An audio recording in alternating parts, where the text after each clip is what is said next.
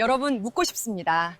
자식한테 내 인생 전두를 바치면 그 끝에 기다리는 건 따뜻한 안방일까요? 아니면 차가운 길바닥일까요? 저도 예전엔 믿었습니다.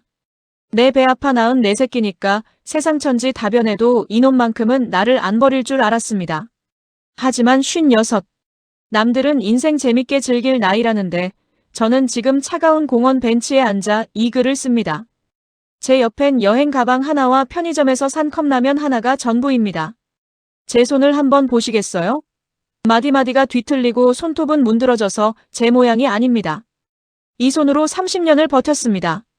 식당 주방에서 펄펄 끓는 육수에 데이고 영하 15도 추위의 시장통에서 찬물에 배추를 씻으며 만든 내 집, 내 상가. 그 집에서 어제 제 자식 손에 끌려 나왔습니다. 엄마, 여긴 이제 우리 집이니까 나가주세요. 그 차가운 말 한마디에 제 30년 인생이 통째로 부정당했습니다. 제가 왜 이런 괴물을 키웠을까요? 어디서부터 잘못된 걸까요? 오늘 제 피눈물 섞인 이야기를 시작해보려 합니다. 여러분은 저처럼 바보같이 살지 마시라고요. 제 고생은 23, 꽃 같던 나이에 시작됐습니다. 가난한 집에 시집와 겨우 자리 잡나 싶었는데 남편이 건설 현장에서 사고로 허망하게 세상을 떠났습니다. 남긴 건 갓 돌 지난 아들, 그리고 빚 몇백만 원이 전부였죠. 장례식장에서 곡을 할 기운도 없었습니다. 당장 아들 분유값이 없었으니까요. 그때부터 제 인생엔 나라는 글자가 사라졌습니다.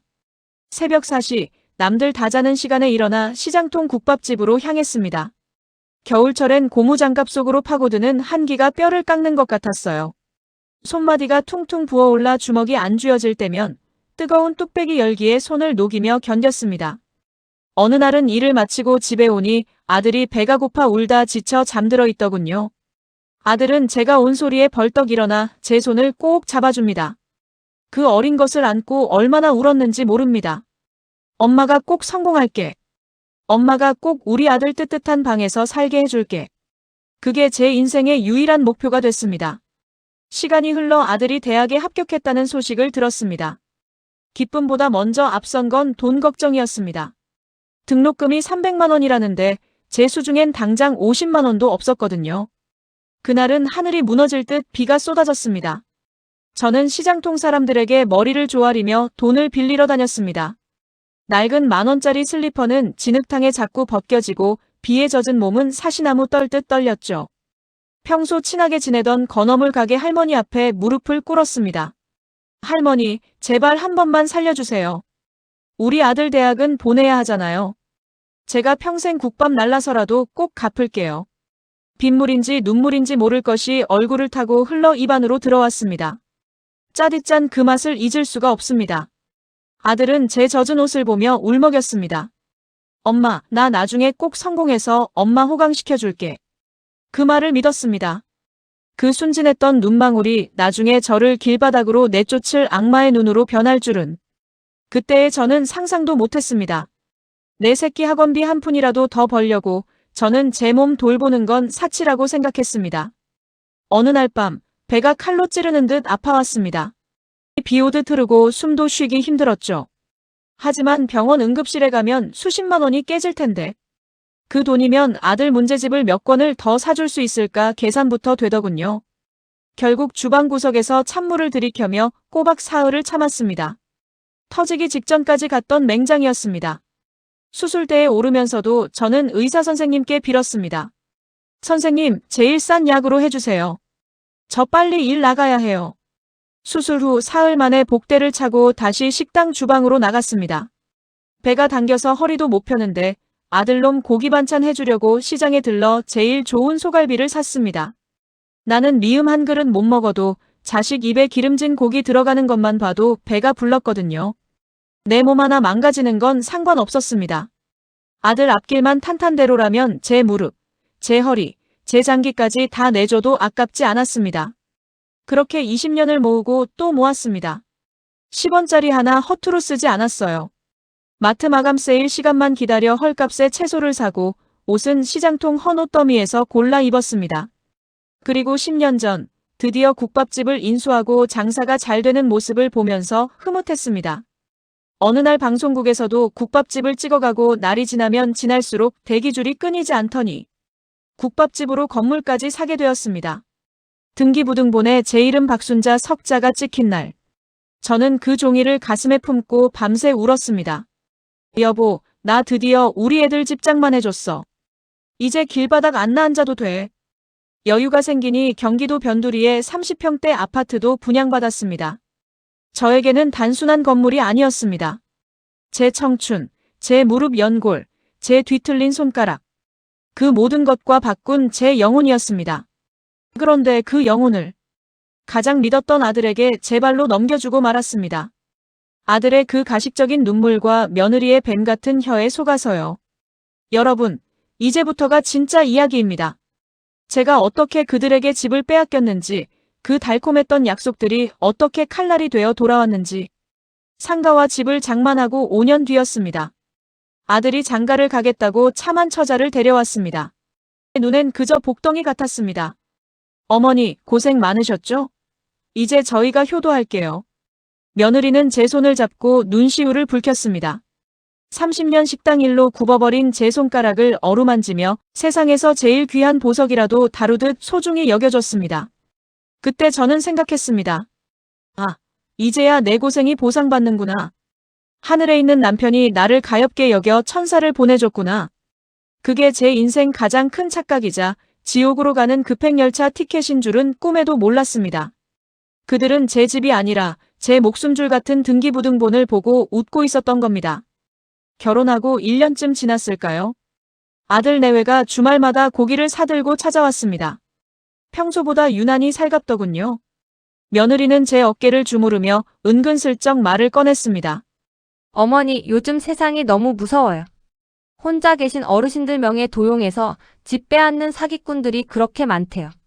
게다가 어머니 연세에 재산이 잡혀 있으면 건강보험료도 비싸고 나중에 상속세는 또 얼마나 나오겠어요. 옆에서 아들이 거들었습니다.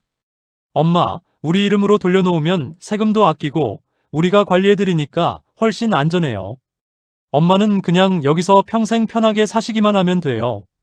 저희가 엄마 버릴까봐 걱정되세요? 설마 제가 엄마 자식인데 그러겠어요?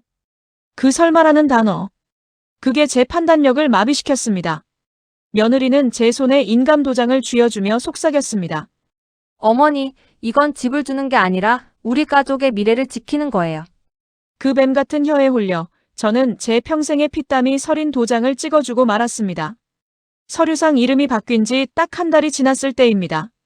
아침에 일어나 거실로 나갔는데 며느리가 소파에 앉아 TV를 보며 인상을 찌푸리더군요. 어머니, 아침부터 왜 이렇게 부스럭거리세요?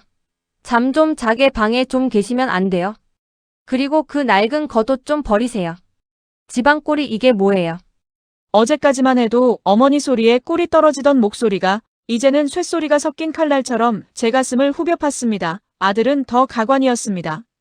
예전엔 제 편을 들어주더니 이제는 제 눈을 피하며 말하더군요. 엄마, 집사람이 예민해서 그래. 엄마가 좀 참아. 이 집, 이제 우리 이름으로 된 거 알잖아. 그날 저녁 제가 정성껏 차린 된장찌개를 보더니 며느리가 냄비를 싱크대로 밀쳐버렸습니다. 집안에 이 냄새 좀 안 나게 할 수 없어요? 친구들 초대하기 창피해 죽겠네. 싱크대에 쏟아진 찌개를 닦으며 저는 깨달았습니다. 저는 이제 이 집의 주인이 아니라 눈치 보며 빌부터 사는 식모가 되었다는 것을요. 갈등은 극에 달했습니다.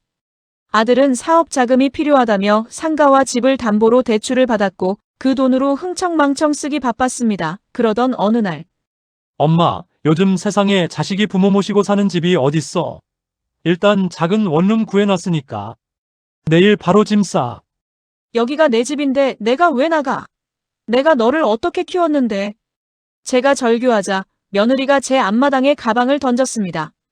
아들은 며느리 뒤에 숨어 입을 닫고 있었습니다. 제가 비를 맞으며 현관문을 붙잡고 울부짖을 때 아들은 제 손을 거칠게 뿌리치며 현관문을 잠갔습니다. 철컥 소리와 함께 제 30년 인생이 닫혔습니다. 비 오는 밤 슬리퍼 한 짝도 제대로 못 신은 채 저는 그렇게 길바닥으로 내쫓겼습니다. 56의 나이에 제가 번 제 집에서 제 자식에게 버림받은 겁니다. 공원 벤치에 앉아 죽으려고 했습니다. 내가 산 약가방을 꺼내며 인생을 포기하려던 그 순간 제 휴대폰으로 문자 한 통이 왔습니다.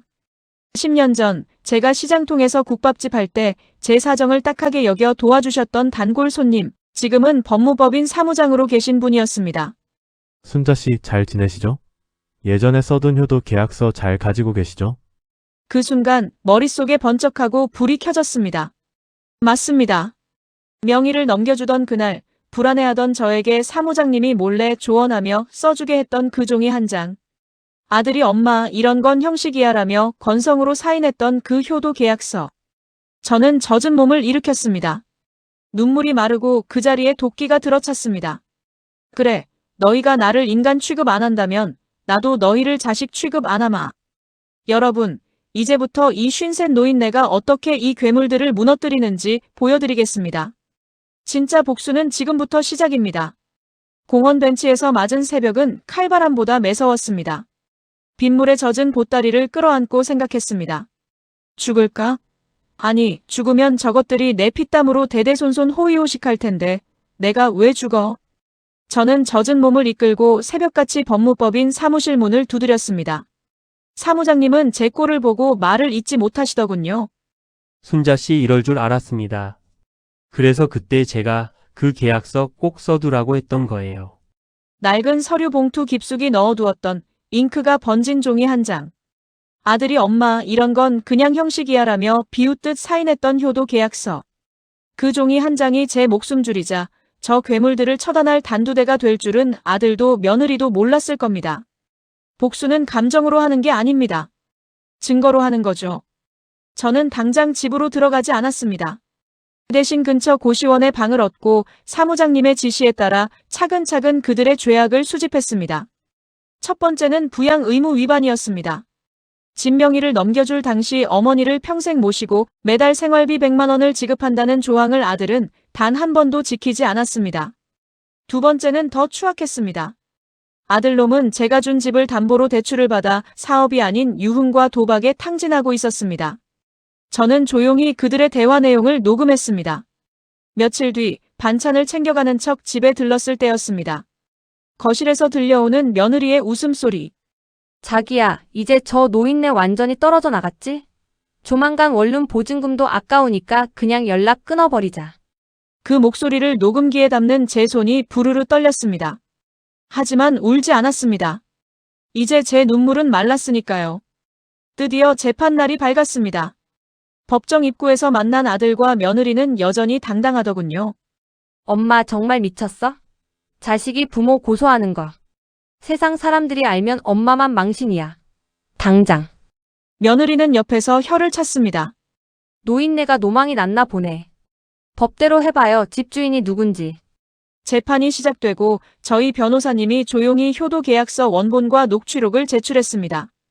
판사님의 미간이 찌푸려졌습니다. 피고 어머니를 부양하겠다는 약속을 단 한 번이라도 이행한 적이 있습니까? 우물쭈물하며 대답을 못했습니다. 그때 변호사가 쐐기를 박았습니다. 피고는 어머니를 비오는 날 길바닥에 내쫓았을 뿐만 아니라 어머니의 재산을 도박 자금으로 탕진했습니다. 여기 그 증거들이 있습니다. 며느리가 비명을 지르며 발악했습니다. 그건 우리 집인데 우리가 어떻게 쓰든. 무슨 상관이에요? 판사님이 의사봉을 두드렸습니다. 조용히 하세요. 본명의 이전은 부양을 전제로 한 조건부 증여입니다. 피고가 그 의무를 현저히 저버렸으므로 본 증여는 무효임을 선고합니다. 판결이 내려지자마자 저는 집으로 향했습니다. 사설 보안업체를 불러 현관 번호키부터 바꿨습니다. 잠시 후 아들과 며느리가 들이닥쳤습니다. 문이 안 열리자 그들은 미친 듯이 문을 두드렸습니다. 엄마, 문 열어. 우리 집은 어떻게 하고. 나 지금 빚쟁이들한테 쫓기고 있단 말이야. 이 집 주인은 나다. 법적으로 주거침입이니까 5분 안에 안 사라지면 경찰 부르겠다. 아들은 무릎을 꿇고 빌기 시작했습니다. 엄마, 한 번만 살려줘. 나 길바닥에 나앉게 생겼어. 내가 잘못했어. 며느리는 옆에서 악을 쓰다 말고 제 눈치를 보며 비굴하게 웃더군요. 어머니 제가 잠깐 정신이 나갔었나 봐요. 다시 모실게요. 네? 그 가식적인 얼굴을 보니 구역질이 났습니다. 내 자식은 30년 전에 시장통에서 죽었다. 이제 내 인생에 너희 같은 괴물들은 없다. 꺼져라. 그들이 떠난 집은 고요했습니다. 30년 만에 처음 느껴보는 평화였습니다. 지금 저는 뭘 하냐고요? 예전에 배우고 싶었던 그림도 배우고 시장 통해서 고생할 때 못 가봤던 해외여행도 한 달 살기도 준비 중입니다. 저는 그 집을 바로 팔았습니다. 그 돈으로 제주도에 집을 하나 샀고 남은 돈은 제 노후 자금으로 통장에 꽉꽉 채워 넣었습니다. 아들놈요? 가끔 모르는 번호로 돈 좀 달라고 전화가 오지만 저는 가차없이 수신 차단을 누릅니다. 핏줄이요? 나를 죽이려는 핏줄보다 내 곁에서 따뜻한 밥 한 끼 같이 먹어주는 이웃이 진짜 가족입디다. 여러분, 자식에게 다 주지 마세요. 부모가 힘이 있어야 자식도 부모를 존경하는 법입니다. 내 인생의 주인은 나라는 사실 56의 피눈물을 흘리며 배웠습니다. 제 이야기가 여러분께 작은 경종이 되었으면 합니다. 여러분은 지금 누굴 믿고 계신가요? 여러분의 인생은 안전한가요? 댓글로 여러분의 고민을 들려주세요. 오늘도 끝까지 들어주셔서 감사합니다. 사연 끝장이었습니다. 구독과 좋아요는 사랑입니다.